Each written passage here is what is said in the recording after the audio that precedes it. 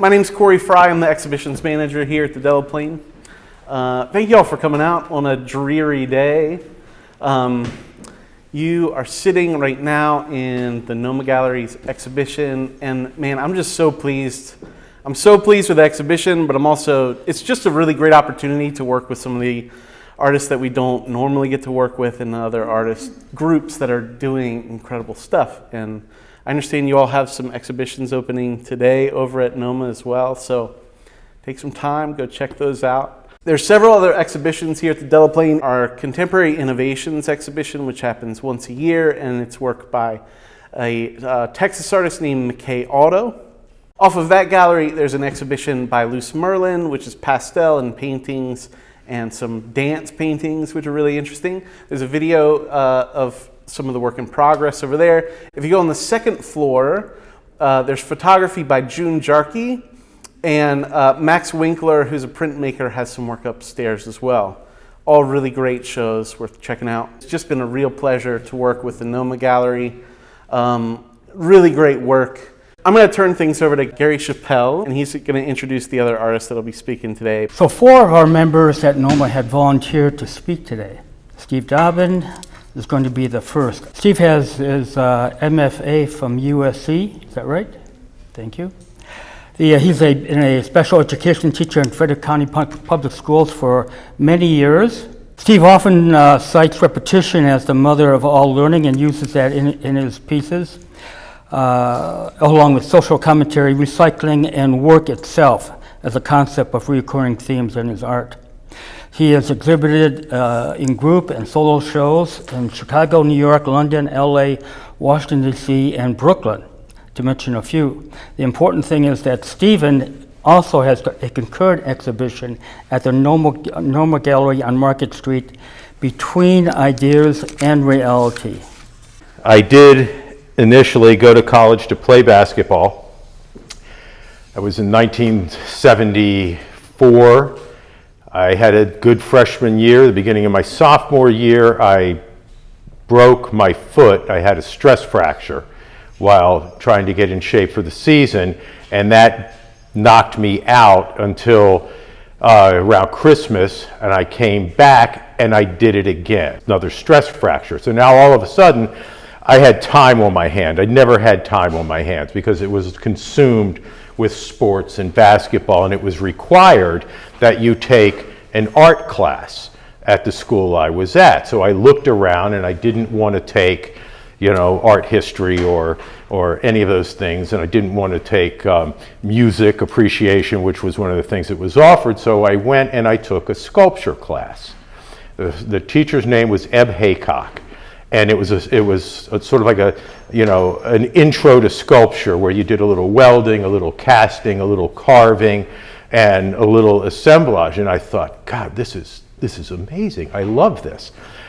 And so the next semester I signed up for a ceramics class. The teacher's name was a guy named Bob Engel. Walked into the class, Bob said, I want to see 100 finished pieces at the end of the term. I went back and tried to get back into Bob Engel's sculpture class. It was closed, so I was stuck. And I ended up making 150 pieces because I learned the wheel. And we used to do we would throw off the hump. We had kick wheels.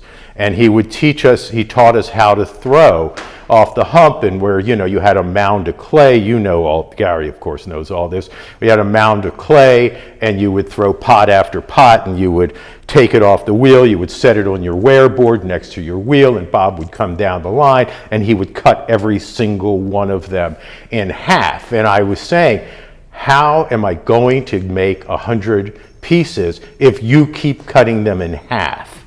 And he said, if you can do it, if you learn how to do it now, you're not going to have any problem. So that began, for me, the beginning of my art making. And I went from there to Indiana University in a master's program in ceramics, an MFA in ceramics.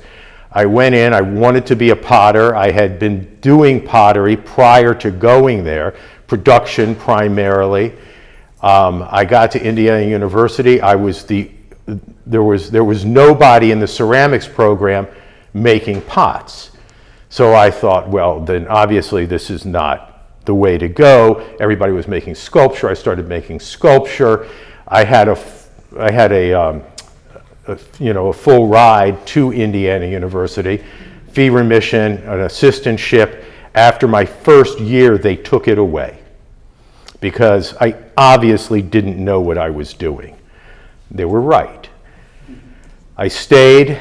I got a job waiting tables. I got a student loan. I worked. I made it. I continued to work, and at the end of the second year, they gave me back my scholarship and and the fee remission and the assistantship. And so what did I do? I left. And I went to California, where there was a woman that I was interested in. We went together, went to California. I applied. This is the quick version, believe it or not. I applied to University of Southern California in sculpture, and they gave me a full ride and an assistantship in sculpture this time. And I got in, and at the same time that I got in, Krista, who I went to California with, died in childbirth. And a lot of you know this story because you've known me for quite a while. And so I went to USC, and I had a baby, and I brought him with me frequently, and you got a better grade in my class if you changed a diaper or two, and you were willing to play with Zachary. So I spent 3 years there, got out, showed in a gallery in Los Angeles for a number of years, remarried, moved here, and moved to Frederick. And I began teaching at that point also. I was adjuncting at USC at the time, but there wasn't a full-time position. It was like I was filling a faculty line. And I was showing in a gallery in Los Angeles in Santa Monica called Myers Bloom, and then came here after 2 years of teaching. I started teaching special ed in Los Angeles at that time, and it was because I had taken the California Basic Educational Skills Test, which qualified you to substitute teach. And because at the time I couldn't get a job teaching in a university, so I could have, but what I was being offered were adjunct positions all over the Los Angeles County area, which paid absolutely nothing and no insurance and no security, and I had a child. So I started teaching in LA County, and I was teaching. At the time, I was much bigger than I am now, and they put me into classes with severely emotionally disturbed adolescents. And my first job there, the teacher that I was subbing for never came back. So they offered me the job. That was my first job. I did that for a year and a half, moved here, got a job teaching severely emotionally disturbed again at the Psychiatric Institute of Washington. They closed and moved, and then I got another master's degree from GW in severely emotionally disturbed. Kind of thought my art career was done by this point. I wasn't really making anything. I wasn't particularly interested in making anything. And then I got an opportunity to show at a gallery in DC on 7th Street.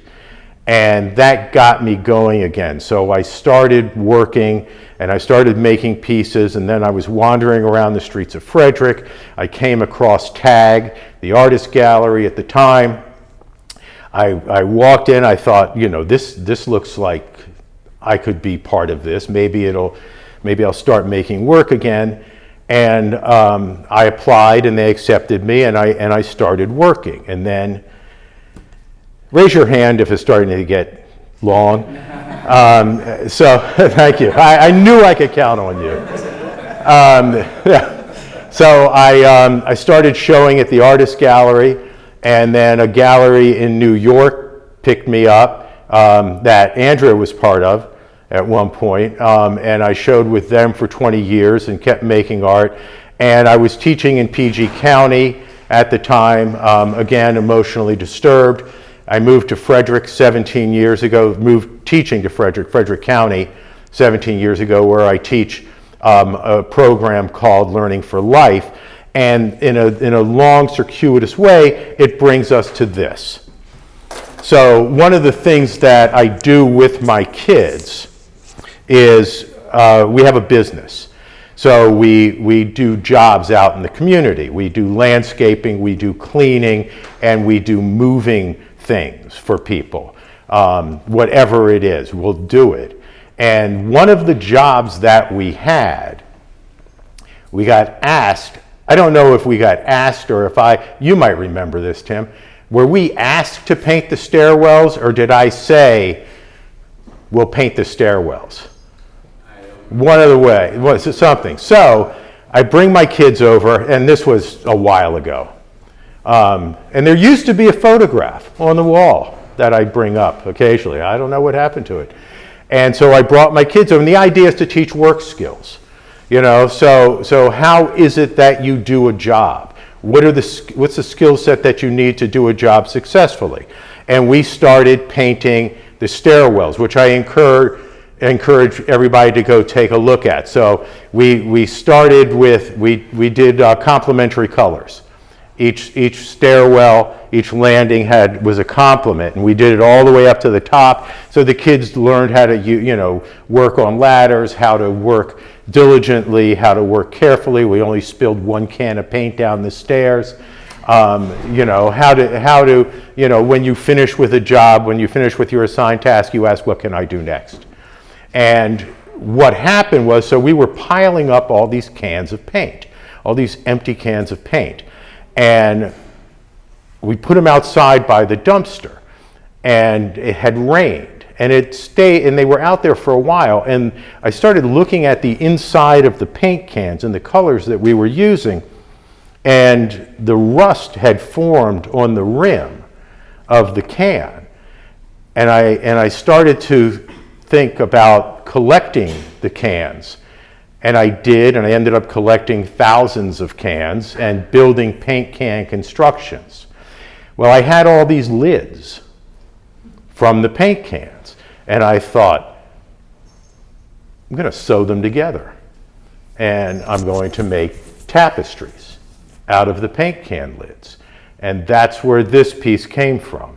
So it's called Reclamation Tapestry. Nope. It's called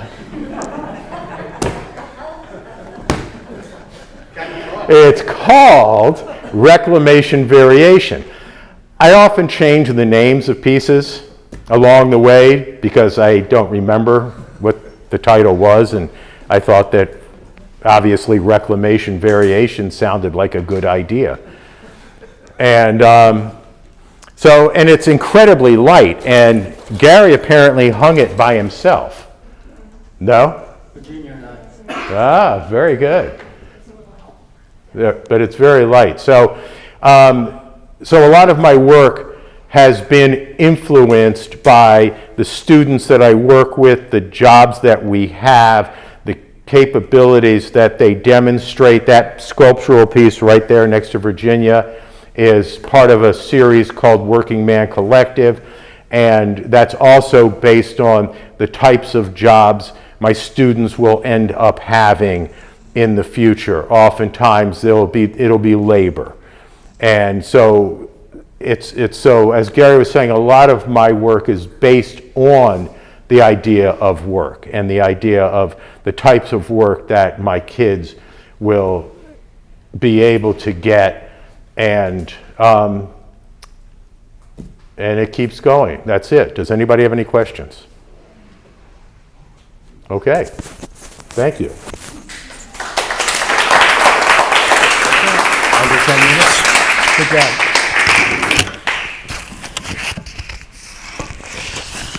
Yeah, Stephen, I first learned how to throw in the fall of '73, and the Hong Kong flu was going around. and I threw a cylinder the first time, 12-inch cylinder, and I started to hear angels, and I was sweating, and I had the Hong Kong flu. I didn't know it. I thought it was divine intervention. I thought I was gifted. So I'm here by virus. So yeah, that's absolutely true also. Well, you know, when I started doing this, it not only took the place of basketball for that year, but it became, I was having dreams Right. about being on the wheel, sitting at the wheel. It was just, and Yeah, people don't know that marriage of the spiritual and the physical to work. I would go home after school, after I was away from college. I didn't have any way to work, so I would close my eyes and put my hands on my record turntable. And I would pretend like I was throwing. I swear to God. No inside joke there. Scary. Okay, Andrea McCluskey, right over here. Hang on. I researched her a little bit online, and I knew her name like many of you even before I came to Frederick. She's a legendary name in the art circles. Originally from Annapolis, she has a degree from the prestigious Bucknell University. She teaches at the Lucy School as well as she's on the faculty at Hood College. Printmaking is primary her mode of work, is that correct? Yes. Sometimes sculptural, sometimes drawing, I guess. Her artistic voice straddles and uses many aspects of humanity, nature, spirituality, eroticism, intellectualism, as well as maybe feminism. Can I say that? You can say that. Okay. And when we're done here and you're talking with her about her work and she's maybe clamming up, the way to get her going, just ask her what it's like being a new grandmother. You're all set.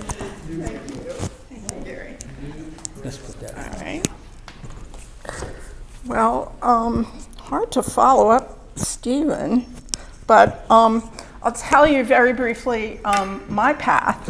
I went to Bucknell University because I wanted to be an animal behavior major. And first semester freshman year, I had to take organic chemistry. And that killed me. So I didn't want to redo the whole year, and I went through the catalog, and animal behavior, right underneath it was art history. And I went, art history? And let me check this out. So I walked into a big auditorium, because it was a 100-level course, and they turned out the lights, and they started projecting these beautiful images, and I was like hooked. I was like, okay, I can get a degree in this. This is fine. And unlike Stephen, I did take a pottery class, and I could not, for the life of me, ever center anything. So I think I've missed the boat on spirituality there. So I had to go to printmaking, and I really like working with my hands and working with wood, working with copper, working with the materials themselves. My pieces are on this wall, the two house-like pieces and the house-like piece in the back. It comes from a body of work that I am a second-generation American, so I was very much affected at the time that I was making these by what was going on and continues to be going on with any immigrant population. And we're all immigrants, and from various times in our history. And so I was looking at what home means, and these structures are not exactly grounded, and they feel very unsteady.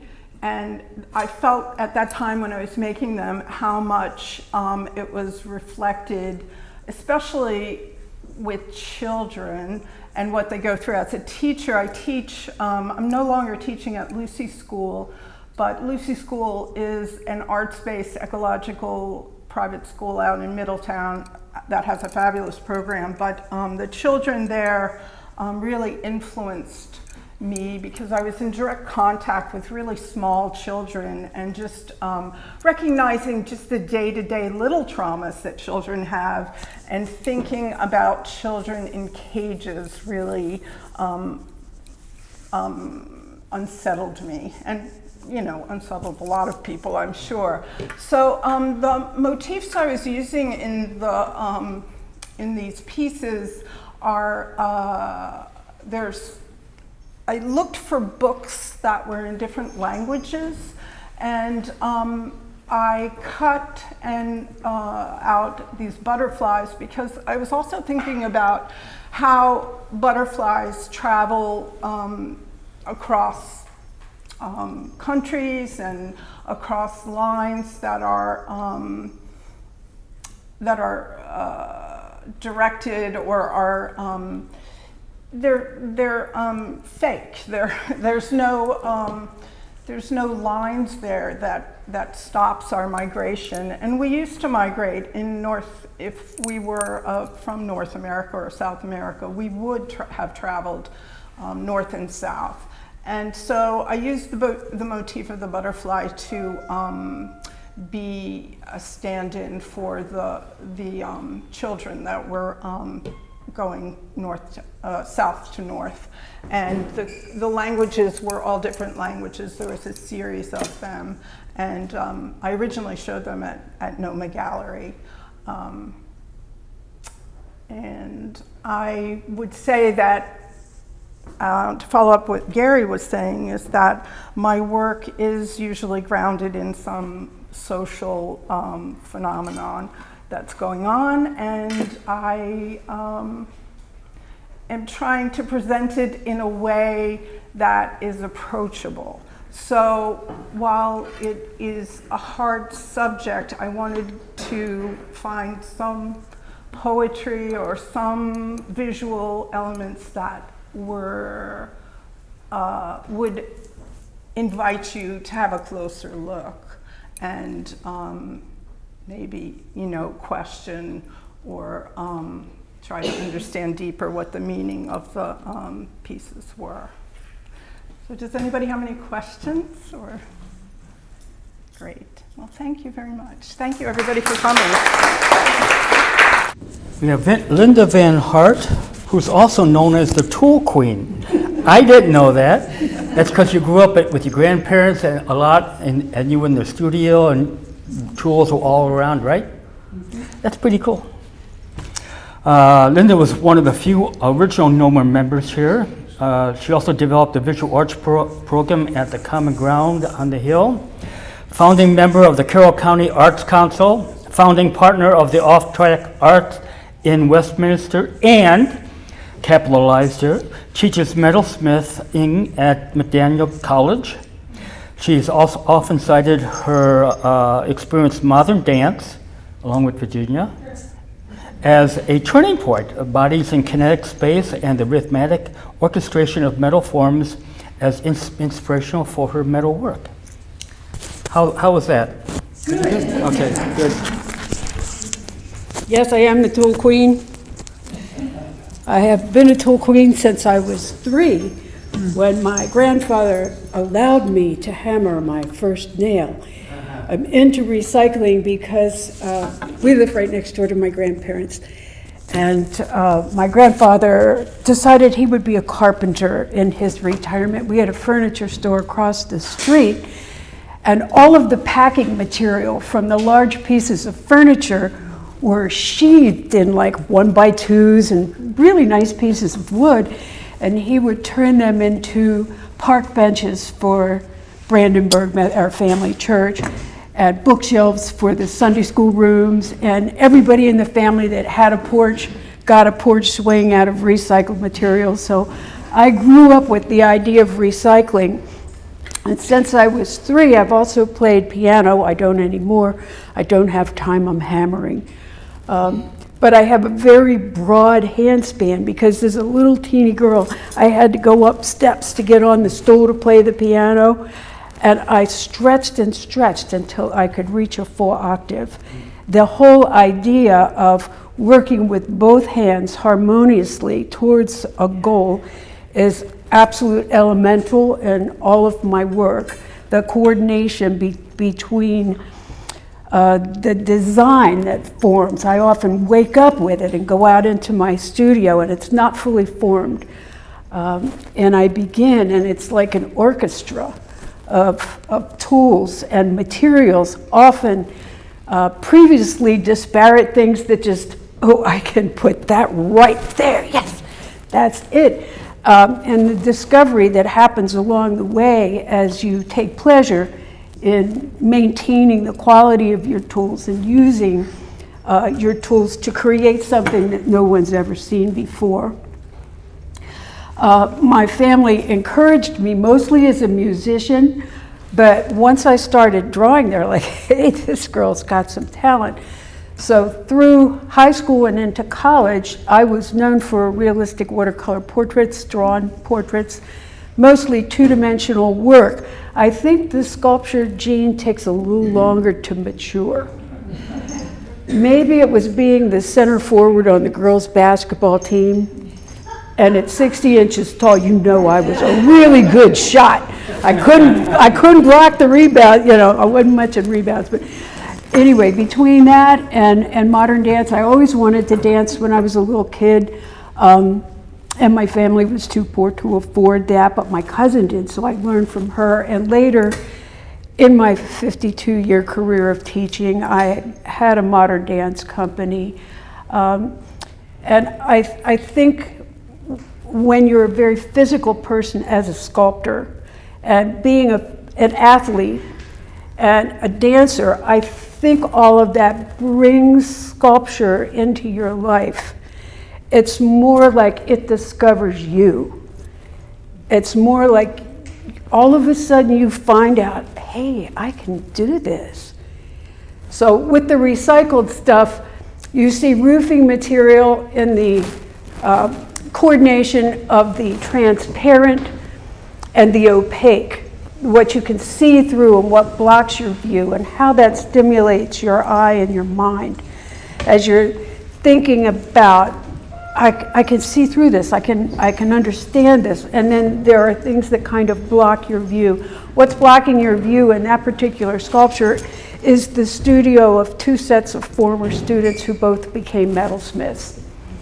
The first, when they moved from that series, John and Debbie Sosnowski are now the featured jewelers at the Maryland Renaissance Festival and the Arizona Renaissance Festival, heavy duty in art in Frederick County, bringing about shows.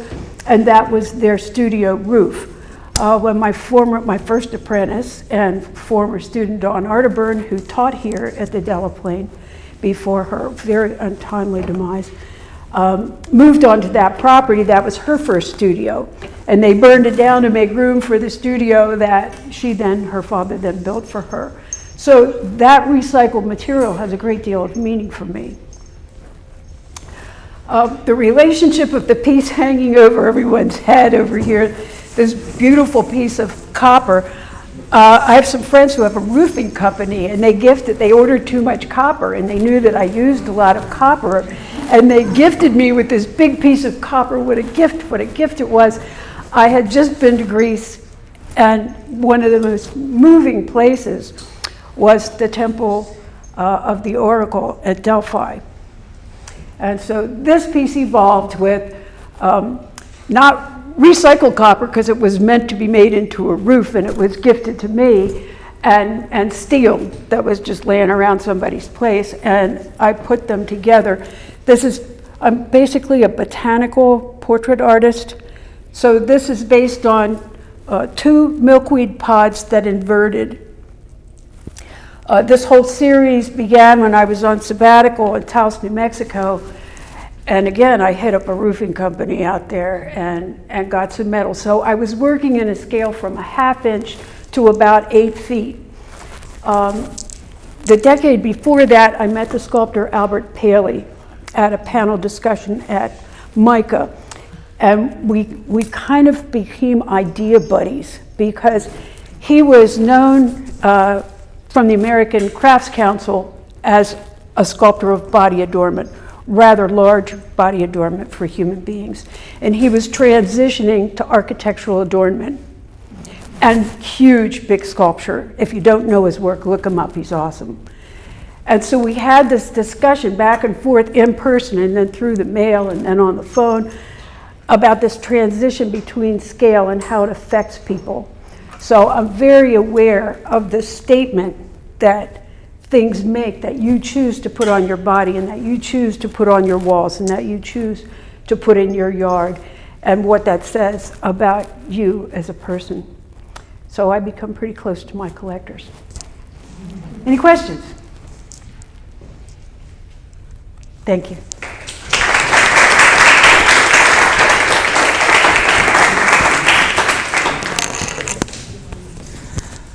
Our last member speaking is Jim Roberts.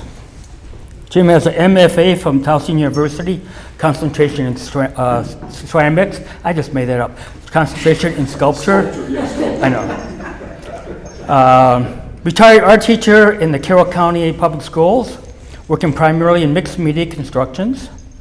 Currently reflecting sometimes political climate we find ourselves in, finding beauty in ordinary discarded objects, decaying metal, bone, and found objects, and how they become a metaphor for the times we all live in. Earlier this year, Jim had a very poignant and moving exhibition, Under the Influence, at NOMA, again up on Market, exploring the role of the gun in our culture. Can I say that? Yeah. Okay. You're all set, Jim. Here we go. I still don't know the gist of your exhibition in terms of how to express it. That's why I asked. It's a little difficult, like getting this pin on here. Okay, greetings everyone. Thank you for weathering the storm and coming out. It's a good day to be indoors and a good day to be indoors with art. My name is Jim Roberts. I'm in my 4th year at NOMA. Unlike the previous 3 speakers, I'm relatively new to art in terms of making it in earnest. I've always sort of piddled around with it, but that's been something that has been just sort of in the background until kind of recently. Just real quickly so you can get kind of a basic idea of my background. I originally had a small business back when I was a young man, and it was a company, and I moved pianos. And I did it for the Kunkel Piano Company and the Meyerhoff and a number of different concerns in Baltimore. And that's only significant because as a mover of pianos, I also damaged some of them. And I thought it was a good idea to become aware of how to do repairs. And so I looked into becoming a piano refinisher and did that for a number of years, had a shop. And the reason this is significant is because I learned a lot about craftsmanship and how important it was, and became very important for my work. And so, the spraying of 20 or 30 coats of hand-rubbed lacquer onto a 9-foot Baldwin or Steinway Grand was a very important thing to do, and learning how to keep things perfect. And so I hope to carry that kind of aesthetic or that kind of sensibility into my work as well. So craftsmanship is very important to me. The next significant thing I did, it was sort of a career change, and as Gary mentioned, I was an art teacher in a public school. And my first gig, like Stephen, who continued with it, was with an alternative ed program out in Carroll County. I worked and live out in Carroll County. And I dealt with a population of students that struggled with the traditional educational setup. And so I learned a lot about students, and that became another thing that informed my artwork, being aware of what was going on not only in our community, but in the nation at large. And as a teacher, and for those of you that have taught, you could probably connect with the problems associated with active shooters in schools. And so I was I was a teacher when Columbine hit, and then Parkville and Sandy Hook. And so these things became very important to me. And art became a mechanism by which I could express my opinion without necessarily offending anybody. I think art brings in that quality and allows you to share things with people and possibly start a conversation. The one thing I do want to warn you about, you know, it's always difficult and dangerous to talk about your work. You can talk too much and end up being boring, or talk too little and confuse people. And I'm hoping to find a middle ground where you're both bored and confused. So hopefully that'll be something that, you know, that would be helpful. I've got 3 pieces in the show. This one here is Entering a Nightmare. On the back wall there is the Lead and Hearts series. You can see the red lead hearts. And then over here, the work I would like to talk about a little bit more is the Parkville piece. Parkland piece. I said Parkville. Parkland. Thank you. Patrice follows me around and keeps me on task and on the right path.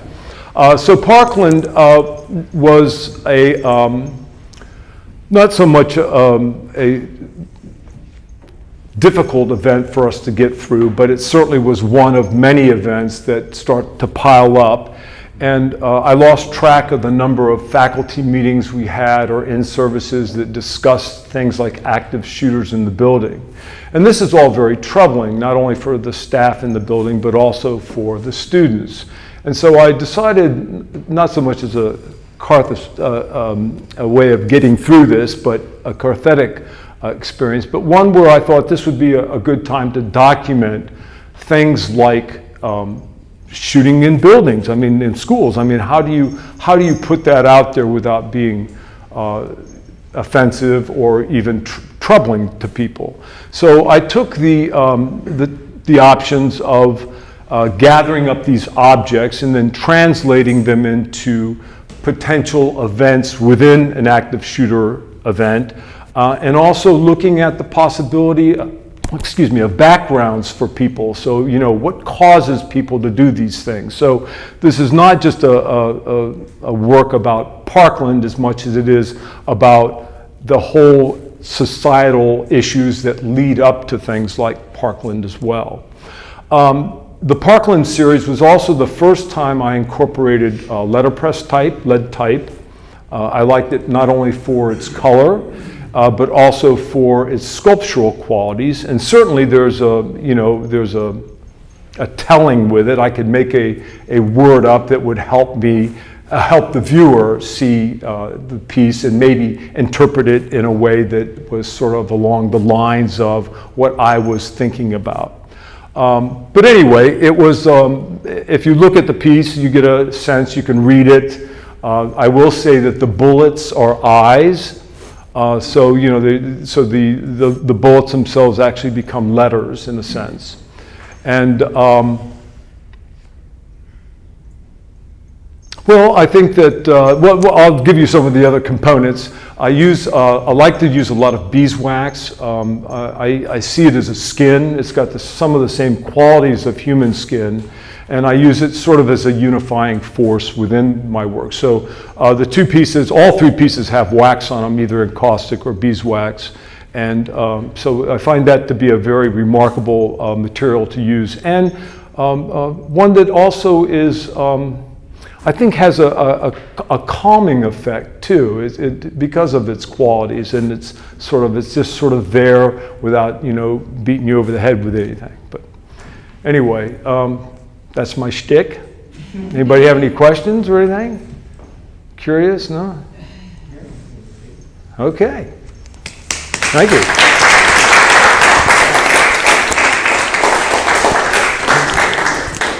And in closing, I knew I was going to want to say something. It wasn't until yesterday morning at 4:30 when I was having my coffee. Sorry, let me just go blink. So I fit my corner of my kitchen during the morning. I have black coffee, and I think, and write the sketch. I get this text from a woman artist that I know in Russia, and it was a recording of Rachmaninoff that she knew that I liked. Number 8, C or something. I turned the light off. It was so beautiful. And what I wrote to her afterwards, I had jotted down, truly magical. There was something incredibly noble about spending hundreds and hundreds of hours of our time in practice. The most valuable thing we have is our time, to produce a moment, a single moment of surreal beauty undeserved. Not being dramatic, but that's kind of what we have here. You know, I'm hanging Judith's work, Judith Kodak, and I'm thinking, Jesus Christ, Judith, there is no technique like Holly. Oh, have you been working, Judith? How many years have you been working? Since I was 3. At this stage of your life, what are you, 20 now? At this stage Yeah, of your yeah. life, there is no technique, it's all emotion. It's like you don't get caught up in this whole thing. It's like she's found a way of just conveying emotion. Caitlin Gill over here on my left, her hung chicken or something. Some of those Rembrandtian lines are truly beautiful.